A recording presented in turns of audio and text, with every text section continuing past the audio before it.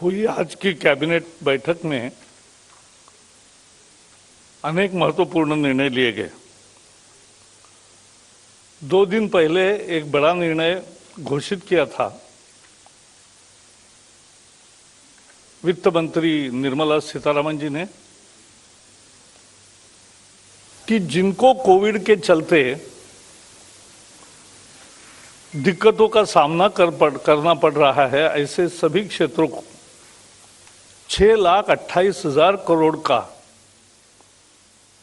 मदद का एक पूरा खाका उन्होंने बताया था। आज मुझे खुशी है कि 2 दिन हुए और कैबिनेट ने आज उसको अप्रूवल भी दिया। यह महत्वपूर्ण इसलिए है कि हमने ऐसी सरकारें देखी है कि घोषणा करके एक चुनाव होने देते, फिर शिलान्यास करके दूसरा चुनाव कराते और उद्घाटन होने तक वो सत्ता से बाहर भी जाते। लेकिन मोदी सरकार है कि जो बोलते हैं वो करते हैं और तुरंत करते हैं। तो ये भी एक महत्वपूर्ण पहलू है सुशासन का। जैसे आपको मालूम है कि 2,60,000 के एक लोन गारंटी स्कीम एक कोविड अफेक्टेड सेक्टर्स को मदद करने के लिए, और दूसरी इमरजेंसी क्रेडिट लाइन जो पहले ही 2,70,000 करोड़ के लोन सैंक्शन हो गए हैं, इसमें और 1,50,000 जोड़ रहे हैं और ब्याज का दर 7% से 8% तक रहेगा, 8.25। और सबसे विशेष बात यह है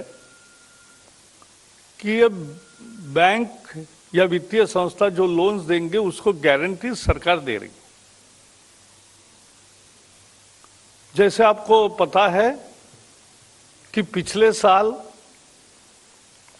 8 महीने 80 करोड़ गरीबों को प्रति महीने 5 किलो के हिसाब से 40 किलो अनाज मुफ्त दिया था। इस बार सरकार ने फैसला किया है जून से नवंबर तक 6 महीने, मई से नवंबर तक 6 महीने मुफ्त अनाज मिलेगा 80 करोड़ लोगों को, यानी ये 30 किलो होगा। किसी देश में 70 किलो अनाज प्रति व्यक्ति इस कोविड काल में आना गरीब के लिए बहुत महत्वपूर्ण मदद है। उसके लिए 93,000 करोड़ रुपए उसमें घोषित किया है। जो किसानों के लिए विश्व भर में जो पौष्टिक खाद होता है, डीएपी और पीएनके, उसके दाम बढ़े, लेकिन भारत के किसान को दाम नहीं बढ़ने चाहिए। इसलिए एक नया कार्यक्रम किया मोदी सरकार ने और 14,000 करोड़ रुपए की ये सब्सिडी दी है। आज ब्रॉडबैंड हर गांव में और सभी प्रमुख जगह वाईफाई भी पहुंचे, ब्रॉडबैंड भी पहुंचे और लोगों को बहुत अलग अलग तरीके से उपयोग हो, इसकी सारी विस्तृत जानकारी रवि जी देंगे। उसके लिए भी 19,000 करोड़ है। और जो बिजली के परिस्थिति में सुधार चाहिए, बिजली 24 घंटे मिले, बिजली अच्छी क्वालिटी की मिले, और बिजली की पूरी व्यवस्था में एक पारदर्शिता आए, इसके लिए आर.के. सिंह जी विषय बताएंगे। 97,000 करोड़ रुपए, 97,000 करोड़ रुपीस उसके लिए रखे हैं।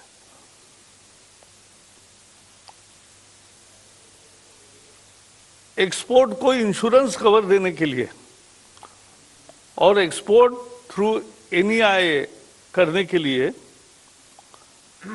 लगभग 1,22,000 करोड़ रुपए रखे हैं। तो ऐसा 6,28,000 करोड़ का एक बहुत इंपॉर्टेंट पैकेज आत्मनिर्भर भारत के तहत समय समय पर जो 3 पैकेज घोषित किए, ये चौथा पैकेज है और इसको आज के कैबिनेट ने मंजूरी दी है। ये तुरंत प्रभाव से लागू होगा। अनेक योजनाओं पर तो काम शुरू हो गया, अनाज पहुंचने लगा और ये 2 निर्णयों के अलावा 3 मेमोरेंडम ऑफ अंडरस्टैंडिंग म्यांमार के साथ है, फिर गाम्बिया के साथ है, म्यांमार के साथ है और नेपाल के साथ है। उसके अलग से प्रेस नोट्स दिए जाएंगे। तो इतना ही मेरी तरफ से है। मैं रविशंकर जी को दरख्वास्त करूंगा कि वो एक ऐतिहासिक पहल, जो योजना 2011 से शुरू होकर कहीं नहीं पहुंची थी, वो अभी 6 साल में कितनी कैसे पहुंची, इसकी जानकारी दें।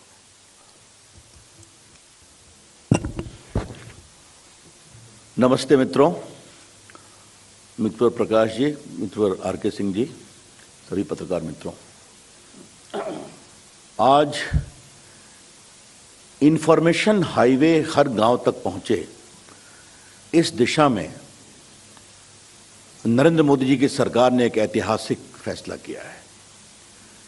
Today historic decision has been taken in pursuit of information highway in all the villages of India. जब से हमारे प्रधानमंत्री जी की अगुवाई में सरकार आई है, उसमें कुछ स्पष्ट लक्ष्य होते हैं।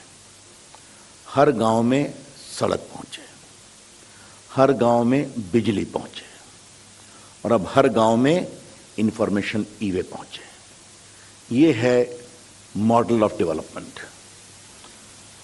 आपको समय पर बताया जाता है कितनी सड़कें बनी हैं, कितनी बन रही हैं। नेशनल हाईवे तो रिकॉर्ड बना है, बताने की ज़रूरत नहीं है।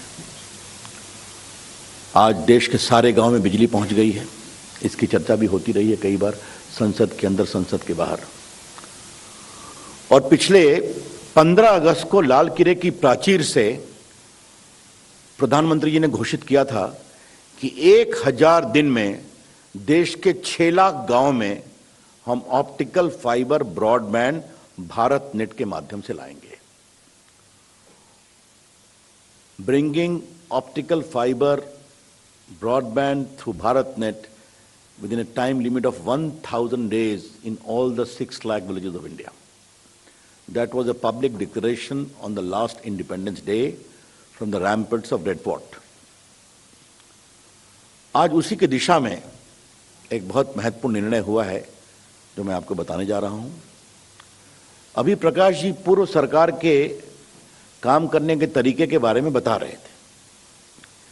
ये जो भारत नेट है, ये नोफन के रूप में 2011 में शुरू हुआ था, national optical fibre network programme. और 14 में जब हम लोग की सरकार आई तो मुझे इस विभाग को देखने का प्रधानमंत्री जी ने अवसर दिया था। उस समय तक कोई काम नहीं हुआ था। कोई काम का मतलब कोई काम नहीं, सिर्फ ये घोषणा हुई थी कि 3 PSU ये काम करेंगी, BSNL, Bharat power grid corporation और एयरटेल। आज मुझे आपको बताते हुए प्रसन्नता हो रही है कि हम 1,56,000 ग्राम पंचायतों में पहुंच चुके हैं। बिकॉज उसमें 2.5 लाख देश के ग्राम पंचायतों को ऑप्टिकल फाइबर से जोड़ना था। तो हम 1,56,000 ग्राम पंचायतों में पहुंच गए हैं। फिर प्रधानमंत्री जी ने घोषित कर दिया कि हम देश के 6 लाख गांव में 1000 दिन में पहुंचेंगे। उसके बाद से हमारा यह अनुभव आया कि इसमें हमें प्राइवेट सेक्टर को भी इन्वॉल्व करना चाहिए, इसकी यूटिलिटी के लिए, इसके रख रखाव के लिए, थोड़ी इसकी मार्केटिंग भी हो, रेवेन्यू जनरेशन भी हो, जॉब क्रिएशन हो, स्किल डेवलपमेंट हो। इन सबों के लिए नीति आयोग से बातचीत वगैरह हुई थी और उसके बाद ये मॉडल बना। तो आज देश के 16 राज्यों में भारत नेट को हम पीपीपी के मॉडल माध्यम से, पब्लिक प्राइवेट पार्टनरशिप के मॉडल से 29,000 करोड़ रुपए के टोटल एक्सपेंसेस पर 29,432 करोड़, उसको हमने इन प्रिंसिपल अप्रूव किया है, जिसमें भारत सरकार की वायबिलिटी गैप फंडिंग होगी 19,041 करोड़ रुपया। The government of India will be only expending the viability gap funding of 19,041 crore. और ये हम देश के 3,61,000 गांव में जो 16 राज्यों में हैं वहां पर इसे पीपीपी मॉडल के माध्यम से ला रहे हैं। The PPP model shall be executed in 16 states of India in 3.61 lakh villages। और जैसा मैंने बताया, पूर्व में तो फेज 1 फेज 2 हुआ था। इसके कारण हम देश के बिल्कुल मेजॉरिटी इलाकों को नीचे तक पहुंचा देंगे। और इसके 2-3 पहलू हैं जिसको समझना चाहिए। 30 साल के लिए हम कंसेशनर एग्रीमेंट करेंगे, एसपीवी बनाएंगे, जो private PPP players global level की बिडिंग करेंगे। नंबर 2, हमने इसको 9 पैकेज बनाया है 16 राज्यों में। ये इंपॉर्टेंट है जानना। किसी एक प्लेयर को 4 पैकेज से अधिक नहीं मिलेगा, मतलब no monopoly. 9 packages, 1 package corresponds to the basic telecom circle area, when can be a state or a group of states। और एक प्लेयर को 4 पैकेज से अधिक नहीं मिलेगा, नो मोनोपोली। और जो सबसे रोचक बात मैं आपको बताना चाहता हूं कि जो कि 30 साल का हम कंसेशनर एग्रीमेंट कर रहे हैं और उनको पूरा हम नेटवर्क उनको देंगे इसको यूज करने के लिए, तो अगर 30 साल का ओपेक्स और कैपेक्स को जोड़ा जाए तो 95,000 करोड़ रुपया आता है, से 1 लाख करोड़, अगर भारत सरकार ये काम करती। इसकी तुलना में भारत सरकार 19,000 करोड़ के वायबिलिटी फंड पर इस पूरे आर्किटेक्चर को खड़ा कर रही है। ये आपको हम बताना चाहते हैं। इसके फायदे क्या क्या होंगे? सबसे बड़ी बात है, ई गवर्नेंस नीचे तक जाएगा, ई गवर्नेंस मॉडल। दूसरा, कोविड के काल में टेली मेडिसिन का बहुत बड़ी उपयोगिता रही है, तो टेली मेडिसिन के माध्यम से लोगों को गांव में सुविधा मिलेगी। तीसरी बात, जो ग्रामीण परिवेश से पत्रकार जो उसको कनेक्ट रखते हैं, तो भारत में एक दुर्भाग्यपूर्ण बात है कि बहुत सारे बच्चे रेलवे स्टेशन पर कोचिंग करते हैं क्योंकि वहां वाईफाई होता है। तो देश के ग्रामीण क्षेत्रों में बच्चों के लिए अच्छी कोचिंग की डिजिटल व्यवस्था हो पाएगी, इसका बहुत बड़ा अवसर मिलेगा। इसके अलावे कंपनियां डार्क फाइबर को बेचेंगी, बाकी नए एंटरटेनमेंट के प्रोग्राम, ई कॉमर्स कंपनियां उसको पिकअप कर सकती हैं, जो नए ओटीटी प्रोग्राम चल रहे हैं वो उससे अलायंस कर सकते हैं। तो ये बहुत बड़ी संभावना खुलेगी। और मुझे सबसे बड़ी बात जिसका संतोष मुझे है कि प्रो पीपल कन्वीनियंस तो होगा ही, जनोपयोगी सुविधा होगी, लेकिन बहुत बड़ी संख्या में एंटरप्रेन्योरशिप डेवलप होगी। और आपको मैं इसका एक उदाहरण देना चाहता हूं। मैंने हमारा जो सीएससी चलता है, कॉमन सर्विस सेंटर, जिनकी संख्या 70,000 थी, अब हमको ले गए लगभग 4 लाख तक। तो हमने इसको बेचने में उनको लगाया था कि देखो भाई गांव तक पहुंचाओ। तो उन्होंने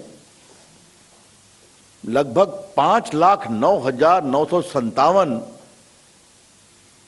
FTTH connection fibre to home पहुंचा दिया और 1,04,298 वाईफाई हॉटस्पॉट पहुंचा दिया।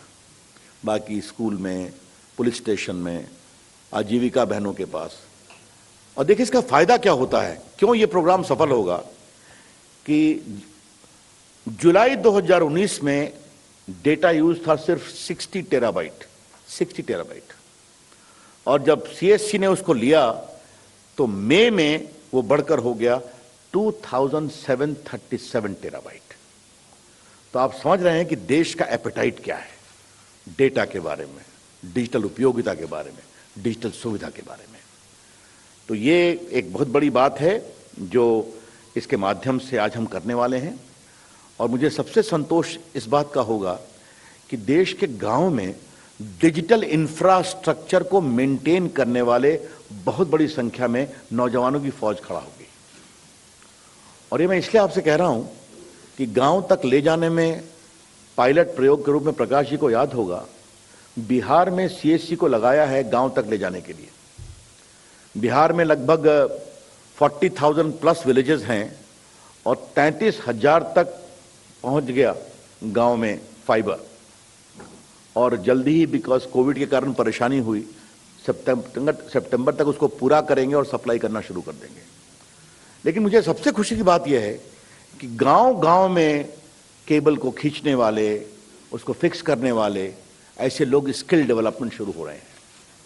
तो एक बार से इस तरह का प्रयोग सामने में आएगा तो देश में, प्रकाश जी ने कहा नियोजन की बात, लाखों नौजवान ऑप्टिकल फाइबर, कम्युनिकेशन स्किल और ई-वे इंफ्रास्ट्रक्चर के मेंटेनेंस में डेवलप हो जाएंगे, एंटरप्रेन्योरशिप डेवलप होगी। तो एक बहुत ही महत्वपूर्ण फैसला था। बाकी हम लोग का प्रेस नोट में सब लिखा हुआ है, इसलिए मैं आपको इस बात के लिए बहुत अभिनंदन करता हूं। और जिस तरह से देश में एंटरप्रेन्योरशिप बढ़ रही है, आपको एक अंतिम नंबर दे के मैं समाप्त करूंगा। आज भारत में 50,000 स्टार्टअप हैं, 50,000। और जो पहले भारत में सिर्फ 2 यूनिकॉर्न थे, यूनिकॉर्न मतलब आप जानते होंगे जिसका रेवेन्यू $1 बिलियन, 7,000 करोड़, आज वैसे 50 यूनिकॉर्न्स हो गए हैं। तो एक बार ये ऑप्टिकल फाइबर आ जाएगा गांव-गांव में तो प्रकाश जी गांव में भी यूनिकॉर्न बनेंगे, ऐसा मुझे पूरा विश्वास है। धन्यवाद। आर.के. सिंह जी, बिजली के सुधारों का जो एक बड़ा कार्यक्रम है उसके बारे में कहें। रविशंकर जी, प्रकाश जी, फ्रेंड्स, दोस्तों, बिजली के क्षेत्र में इस सरकार ने जिस समय से ये ऑफिस में आई अभूतपूर्व परिवर्तन लाया है, जिससे कि आप लोग अवगत हैं होंगे। हम लोग की सरकार जब आई उस समय हम लोग पावर डेफिसिट थे। हम लोगों ने 1,82,000 मेगावाट की क्षमता जोड़ी और अब हम पावर सरप्लस है, अपने नेबरिंग कंट्रीज को पावर एक्सपोर्ट करते हैं। हम लोगों ने 1,42,000 सर्किट किलोमीटर ट्रांसमिशन लाइन्स जोड़ा और हमने पूरे देश को एक ट्रांसमिशन सिस्टम में कनेक्ट कर दिया। 1 country 1 transmission system, 1 grid running on 1 frequency. इसका फल यह हुआ कि बिजली के लिए पूरा देश एक मार्केट हो गया। आप बिजली पैदा कर सकते हैं बुनकाई गांव में और उसको बेच सकते हैं चेन्नई में, या चेन्नई में पैदा कर सकते हैं और उसको भुज में बेच सकते हैं। तो 1 मार्केट हो गया और इससे बिजली का दाम कम हुआ। इसके साथ ही साथ हम लोगों ने एक मेरिट ऑर्डर डिस्पैच लाया, जिसके अंतर्गत जो सबसे एफिशिएंट प्लांट है उससे पावर हम पहले डिस्पैच करते हैं। इससे पावर का प्राइस कम हुआ। हम लोगों ने कोल को फ्लेक्सिबलाइज कर दिया। जो सबसे एफिशिएंट प्लांट है उसको ज़्यादा कोयला देते हैं, इससे सबसे एफिशिएंट प्लांट से ज़्यादा पावर होता है, पावर कॉस्ट कम हुई। तो इस तरह से, और ये हम लोगों ने इतना ही नहीं किया, हम लोगों ने इंटरनेशनल एनर्जी एजेंसी के शब्दों में, इंटरनेशनल एनर्जी एजेंसी के शब्दों में, दुनिया में इतिहास में जो सबसे बड़ा एक्सपेंशन ऑफ एक्सेस है वो किया, और सबसे कम समय में। ये इंटरनेशनल एनर्जी एजेंसी का कहना है। प्रधानमंत्री जी ने 2015 में लाल किले से अनाउंस किया था कि 1000 दिन में हम सब गांव और सब ये मजरों इत्यादि को कनेक्ट कर देंगे। हम लोगों ने यह काम 987 दिन में किया, 13 दिन कम। इसके बाद सौभाग्य योजना के अंतर्गत हम लोग 28 मिलियन 2 करोड़ 80 लाख घर 18 महीने में जोड़े। इंटरनेशनल एनर्जी एजेंसी का कहना था कि इतना बड़ा एक्सपेंशन ऑफ एक्सेस इतने कम समय में दुनिया में कहीं नहीं हुआ। तो हम लोगों ने यूनिवर्सल एक्सेस कर दिया। प्राइसेस को हम लोगों ने कंट्रोल करके रखा। एनटीपीसी का दाम पावर का जो एनर्जी चार्ज होता है फिक्स कॉस्ट छोड़ करके 2 रुपये 2 पैसे था, आज वो 2 रुपये 4 पैसे। जबकि रेलवे फ्रेट बढ़ा, कोयला का दाम बढ़ा, फिर भी हम लोगों ने एफिशिएंसी बढ़ा करके इसको कंट्रोल किया।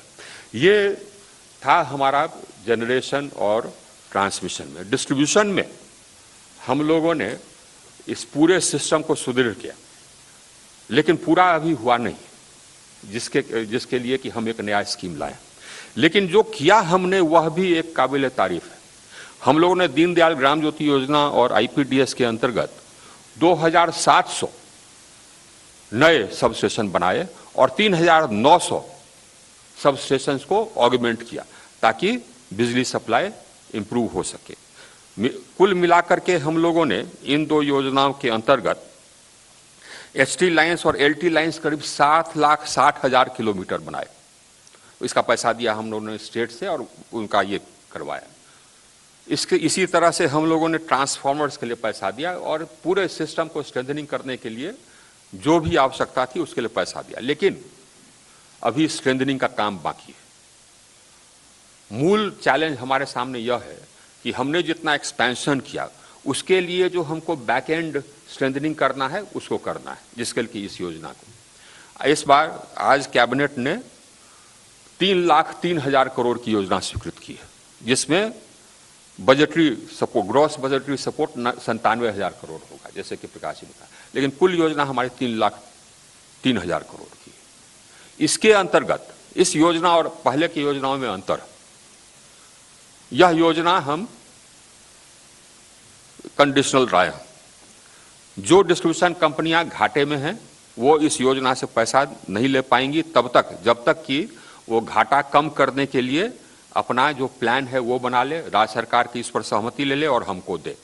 वो प्लान हमको दे देगी तब इस योजना से वो पैसा दे सकेंगे, पैसा ले सकेंगे।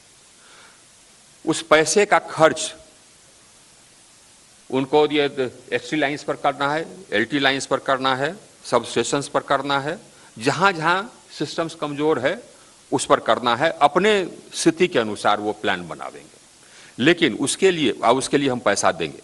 लेकिन यह तब उनको पैसा रिलीज होगा जबकि वो एक्शन प्लान जो बनाए हैं लॉस रिडक्शन का, उसके अनुसार वो उसका अनुसरण करते हैं और लॉस रिडक्शन कम करते हैं।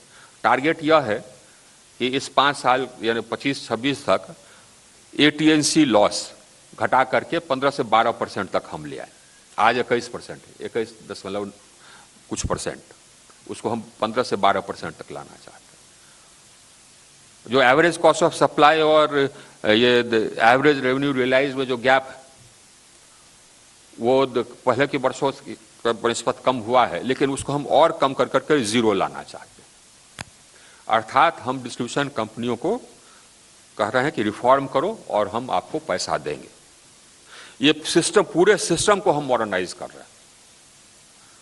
अभी तक पूरे देश में सिर्फ 57 शहरों में 57 टाउन्स में स्काडा सिस्टम्स है, supervisory acquisition and data control, सिर्फ 57 शहरों में supervisory control and data acquisition. हम लोग इस योजना के अंतर्गत 3,875 शहरों में इसको ला रहे हैं। हर एक शहर जो जिसकी की आबादी 2,75,000 से ज्यादा है, वहां पर हम स्काडा सिस्टम लगाएंगे मॉडर्न। 100 शहरों में हम उससे भी ऊपर का सिस्टम, डिस्ट्रीब्यूशन मैनेजमेंट सिस्टम लगाने जा रहे हैं, जो कि ऑटोमेटिक होगा। वो फॉल्ट डिटेक्शन कहां है ऑटोमेटिकली करेगा। मैं बता दूं 2015 में ग्रामीण क्षेत्रों में औसत बिजली का सप्लाई होता था 12.5 घंटे। ये मेरा सर्वे नहीं है, ये एक बॉडी है एनजीओ जो कि सर्वे करती है, CEW, उसका सर्वे, और आज के दिन में वो 20.5 घंटे, ये हम लोगों ने चेंज ला दिया। शहरों में करीब 22 से 24 घंटे तक वेरी करता है, पूरे इंडिया में हम एवरेज बता रहे हैं। लेकिन इससे हम संतुष्ट नहीं हैं, इसको हम चाहते हैं 24/7। इसके लिए हम लोगों ने रूल्स भी लाया कि कहीं पर अगर लोड शेडिंग होता है बिना कारण के तो पेनल्टी लगेगा, और उसके लिए सिस्टम इंप्रूव करने के लिए हम ये योजना लाए 3,03,000 करोड़ की। इसके अंतर्गत हम पैसा देंगे आपके सिस्टम को स्ट्रेंथन करने के लिए, और साथ ही साथ कुछ हमारे फोकस एरियाज हैं। एक फोकस एरिया है एग्रीकल्चर। अब एग्रीकल्चर में अलग फीडर हो जाए ताकि बिजली उनको, किसानों को सही ढंग से मिल सके, प्रॉपर वोल्टेज का और निर्बाध रूप से मिल सके। इसके लिए 15,000 करोड़ पहले हमने खर्च किया, 1,23,000 किलोमीटर एग्रीकल्चर फीडर बनाए। हम अब 1.25 लाख किलोमीटर एग्रीकल्चर फीडर बनाने के लिए इसमें व्यवस्था रखे। आज सिर्फ एग्रीकल्चर फीडर हम नहीं बना रहे, एग्रीकल्चर फीडर हम इस योजना के अंतर्गत बनाएंगे। उन सभी फीडर्स को हम सोलराइज करने जा रहे हैं कुसुम योजना के अंतर्गत। और उसका योजना यह है कि सोलराइजेशन का, यानी कि हर फीडर सोलराइज होगा, पंप नहीं, हर फीडर, और ऑटोमेटिकली उस फीडर पर जितने पंप हैं सबको वो बिजली मिलेगी। इस योजना के अंतर्गत डिमांड इतना, और मैं योजना बता दूं, योजना यह है कि सोलराइजेशन का 30% खर्च हम देंगे, 70% हम लोन देंगे नाबार्ड से या PFC से या REC से।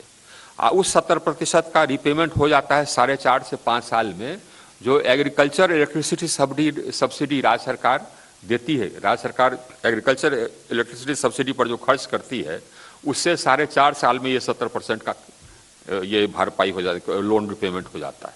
उसके बाद से राज्य सरकार का एग्रीकल्चर इलेक्ट्रिसिटी सब्सिडी पर आउट को 0, 4.5 साल से 5 साल में। उसके बाद उस पर उनको खर्च नहीं करना है। और अभी एग्रीकल्चर इलेक्ट्रिसिटी सब्सिडी पर कुछ राज्य 10,000 करोड़, कुछ राज्य 6,000 करोड़ इतना खर्च करती है, वो 0 हो जाएगा 4.5 से 5 साल में। किसान को पहले दिन से फ्री इलेक्ट्रिसिटी मिलेगी दिन में सिंचाई के लिए, ये कुसुम योजना के अंतर्गत। हमारे पास अभी कुसुम योजना के अंतर्गत इस पहले, ये दूसरा ही साल है, 9.5 लाख तक का टारगेट था, हमको डिमांड आ गया है 43 लाख। इसको लेकिन हम पूरा करेंगे, जितने भी हमारे एग्रीकल्चर पंप्स हैं सबको हम सोलराइज करेंगे, जिसके अंतर्गत हमारा खैर ये क्लाइमेट, ये कार्बन CO2 एमिशंस तो घटेगा ही, क्लाइमेट के लिए फायदेमंद होगा। इससे राज्य सरकार को भी लाभ है, डिस्ट्रीब्यूशन कंपनी को भी लाभ है, क्योंकि जिस समय किसान उस बिजली का उपयोग नहीं करता है, डिस्ट्रीब्यूशन कंपनी उसका अन्यंत्र वितरण करके उसे पैसा रेवेन्यू मिलेगा, और किसान को तो फ्री बिजली मिल जाएगी और सोलर बिजली मिलेगी। तो एक इसका हिस्सा यह है। इसके अतिरिक्त एक और इसमें महत्वपूर्ण हिस्सा है कि जहां कहीं भी अभी भी हमारा मकसद है 24 घंटे बिजली निर्बाध। जितने पुराने HT लाइन्स हैं, जितने पुराने LT लाइन्स हैं, सबको हम बदलेंगे, उसके लिए हमने प्रावधान किया है, all HT lines and LT। इसके अतिरिक्त हम ये, जैसे कि हमने कहा कि सिस्टम को हम ऑटोमेट करने जा रहे हैं और स्मार्ट सिस्टम बनाने जा रहे हैं। इसके लिए हम स्मार्ट मीटरिंग का हम व्यवस्था कर रहे हैं, करीब 10 करोड़ स्मार्ट मीटर्स। इससे क्या होगा, स्मार्ट मीटर्स आएगा तो हम टाइम ऑफ डे टैरिफ ला सकेंगे। जितना हम सोलर ऐड कर रहे हैं तो दोपहर में हमारा पावर कॉस्ट बहुत कम होने वाला है। उस कम पावर कॉस्ट का लाभ आम जनता को मिले, वो टाइम ऑफ डे टैरिफ के अंतर्गत उसको दोपहर में 2.5 रुपये, 2 रुपये, 2.5 रुपये के पर यूनिट के हिसाब से टैरिफ मिले। इसकी व्यवस्था करना आवश्यक है, ताकि जो टेक्नोलॉजी चेंज ला रहे हैं, जो हम एनर्जी ट्रांजिशन कर रहे हैं, उसका लाभ जनता को मिले। स्मार्ट मीटरिंग के साथ साथ क्या होगा, ट्रांसपेरेंसी आएगी। और हम ये पूरे सिस्टम में, जैसे स्काडा सिस्टम लगा रहे हैं, DMS लगा रहे हैं, हम पूरे सिस्टम को एक स्मार्ट सिस्टम करने के लिए आर्टिफिशियल इंटेलिजेंस का उपयोग करने वाले हैं। तो आर्टिफिशियल इंटेलिजेंस आइडेंटिफाई करेगी कि कहाँ कहाँ आपका लीकेज हो रहा है। एक चीज़ और, हम लोगों ने यह मैंडेटरी कर दिया है कि हर एक डिस्ट्रीब्यूशन कंपनी एनर्जी अकाउंट्स बनावे, ताकि यह स्पष्ट हो कि कहाँ कितना लॉस हो रहा है, उसको कहाँ पर लीकेज है, यह स्पष्ट हो जाए। और ये इसका आर्टिफिशियल इंटेलिजेंस इसमें कंबाइंड होगा, तो वो तुरंत उस पर कार्रवाई कर सकेगी, ताकि डिस्ट्रीब्यूशन कंपनियां ये नए जमाने के लिए तैयार रहें और बिना कोई इंटरप्शन के बिजली सप्लाई कर सके। यह सिस्टम रहेगा कि एक फीडर डाउन हुआ, दूसरे फीडर से हम कहां से दे सकते हैं उस एरिया को, ताकि तुरंत से तुरंत रिस्टोरेशन हो जाए। तो पूरे सिस्टम को हम लोग की सरकार ने रिवैम्प कर दिया है, मॉडर्न बना दिया है। और ये साथ ही साथ एनर्जी ट्रांजिशन में भी हम दुनिया के अग्रणी देश में निकले। तो SDG 7 में हम लीडर हैं, वर्ल्ड लीडर, एनर्जी एक्सेस में और एनर्जी ट्रांजिशन हम एक वर्ल्ड लीडर के रूप में आगे आए। और आज जो 3,03,000 करोड़ की योजना सरकार ने स्वीकृत की है, इससे जितने हमारे डिस्ट्रीब्यूशन कंपनियां हैं वो फिर कटिंग एज टेक्नोलॉजी के साथ काम कर सकेगी, अपने लॉसेज को कम कर सकेगी। लेकिन इसके साथ ही साथ मैं फिर दोहरा देता हूँ, स्टेट गवर्नमेंट्स को ये कमिट करना होगा कि हम साहब काम करेंगे, इनकी डिस्ट्रीब्यूशन कंपनियां काम करेंगी अपने लॉस को कम करने के लिए। क्योंकि ये नहीं हो सकता है कि भारत सरकार पैसा देते जाए और लॉस के कारण वो उस सिस्टम को मेंटेन नहीं कर सके। हमको याद है, हम तो फील्ड में भी रह चुके हैं, हमको याद है कि एक समय था कि डिस्ट्रीब्यूशन कंपनी को पैसा नहीं रहता था कि कोई ट्रांसफार्मर जल जाए तो उसको बदल दे। ये ऐसी स्थिति फिर नहीं आना चाहिए। अभी हम पैसा दे रहे हैं, लेकिन जब तक कि डिस्कॉम वायबल नहीं होगा तब तक वो सिस्टम मेंटेन नहीं होगा। इसलिए पैसा हम उसी डिस्ट्रीब्यूशन कंपनी को देंगे जो लॉसेज कम करने के लिए अपना प्लान बनावे, राज्य सरकार से उसकी सहमति ले। लेकिन उसके बाद फिर पूरा सिस्टम मॉडर्न हो जाएगा। एक चीज और मैं बता दूं, ये जो सिस्टम हम डाल रहे हैं ये गरीबों के लिए। हम ऐसी व्यवस्था कर रहे हैं कि गरीब के पास 30 दिन का बिजली का बिल देने के लिए पैसा एक साथ नहीं होता है। कई ज़्यादातर गरीब लोग तो डेली वेजर्स हैं, उनको भी हमने कनेक्शन दिया है इसमें। तो हमने व्यवस्था की है कि गरीब जितना पैसा उसके पास है, 5 दिन का पैसा है, वो उतना रिचार्ज करेगा। बीच में 2 दिन पैसा नहीं रहा, कोई बात नहीं, बिजली चली गई लेकिन डिस्कनेक्ट नहीं होगा, इसमें डिस्कनेक्शन नहीं होगा। 6ठे दिन फिर उसके पास पैसा आ गया, 7वें दिन फिर पैसा आ गया, फिर रिचार्ज करेगा, फिर बिजली जाएगी। आप कहीं अन्यत्र गए हुए हैं, फ्लैट लॉक्ड, ठीक है साहब आपने रिचार्ज नहीं किया, ऑफ हो गया, आप आए फिर रिचार्ज करेंगे, फिर ऑन हो जाएगा, आपको डिस्कनेक्शन का चार्जेस नहीं देना होगा ये। और फिर आपके मोबाइल पर ये सिस्टम उपलब्ध रहेगा कि कहाँ किस समय आपका कितना कंजम्पशन है। दुनिया इस ओर जा रही है, इस ओर हम लोग भी जा रहे हैं। इसमें भी एनर्जी ट्रांजिशन में भी और एनर्जी मॉडर्नाइजेशन में भी हम लोग अग्रणी रहेंगे। Thank you. Okay, number 15. There were speculations that the cabinet may take up the proposal for government guarantee to bad bank, and there was another proposal that the cabinet may today clear in increasing DNS allowance and DNS relief for central government employees and pensioners. So these two issues were not taken up. Cabinet speculation पे काम नहीं करती है। यहाँ जो प्रत्यक्ष निर्णय हुए ऐतिहासिक, उसकी जानकारी दी है। हम कुछ भी जानकारी जो कैबिनेट में फैसले होते हैं वो छुपाते नहीं, तो वो दिए है। Any other question? 38. सर मैं आमिर हूँ न्यूज़ नेशन से। छोटे से 2 सवाल हैं। पहला तो सर रविशंकर प्रसाद जी से सवाल है सर, ट्विटर को लेकर के है। ट्विटर ने जिस तरह की हरकतें पिछले कुछ दिनों में की हैं, उसके बाद अब उस पर माना यह जा रहा है कि क्या कोई नोटिस केंद्र सरकार की तरफ से गया है, आप मंत्रालय की तरफ से गया है? क्योंकि 2 दिन में उसको जवाब देना है। कल जो संसद की स्थायी समिति की बैठक थी उसमें भी ये सवाल उठे थे।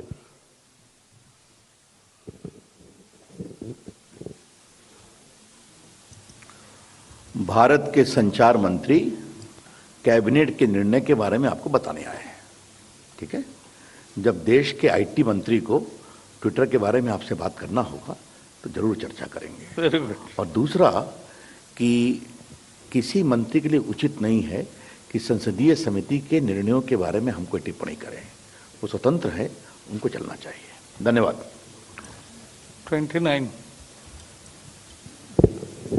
सर प्रशांत हूँ एबीपी न्यूज़ से।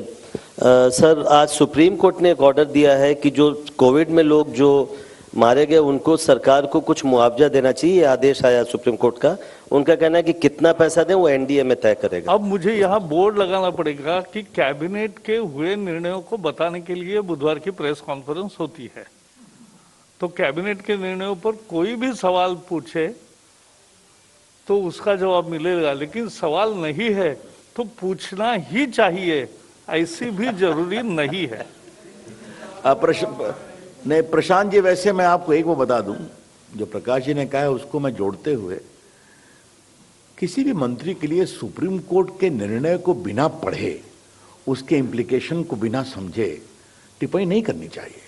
और बहुत विनम्रता से कहूंगा, देश के कानून मंत्री के रूप में कई बार आप जो ब्रेकिंग बातें चलाते हैं वो निर्णय में नहीं होता है, इसलिए निर्णय का अध्ययन करने के बाद ही बोलना चाहिए।